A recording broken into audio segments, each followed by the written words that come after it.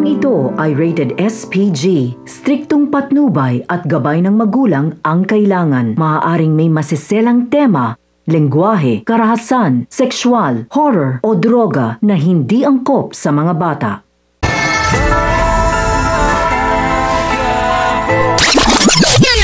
Sa wakas ay pumayag na sina Tess at Tinding na doon sa kanila tumira ang dalawang bata na sina Tolits at Tala.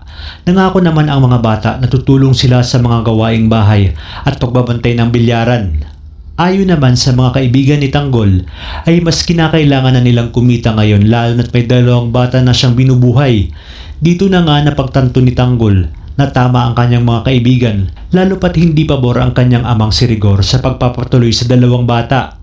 Samantala, magsisimula na ngang mag-ikot sina Supremo at Lucio para maghanap ng karagdagang puwersa para sa kanilang nalalapit na paglusob. At dito nga ay makikita nilang muli na mabibiktima ang mga taga-Tondo sa mga inosenteng sibilyan sa Quiapo para nga mang-hold up. Ngunit sakto naman na may mga nagpapatrulyang mga pulis kaya gagawa sila ng paraan para sumibat na. At dito na nga muli nilang makakaharap sina Tanggol kaya isang malaking resback ang magaganap. Dahilan kung kaya't makikitaan ni Supremo si Tanggol ng potensyal na mapabilang sa kanilang grupo. Sa kabilang banda, makikita natin ang pagdating ng mga kapulisan para dakpin si Tinding matapos magsampa ng reklamo si Roda kay Colonel Suarez.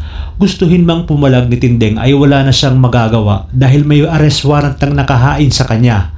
At dahil sunod-sunuran lang si Rigor sa kanyang hepe ay wala na rin siyang magagawa para aregluhin ang gulong kinasangkutan ni Tinding. Dito na kaya makagamit ni Tanggol ang kanyang karisma kung kaya't mapapapayag niya si Roda na iurong na lamang ang demanda laban sa kanyang lola Tinding?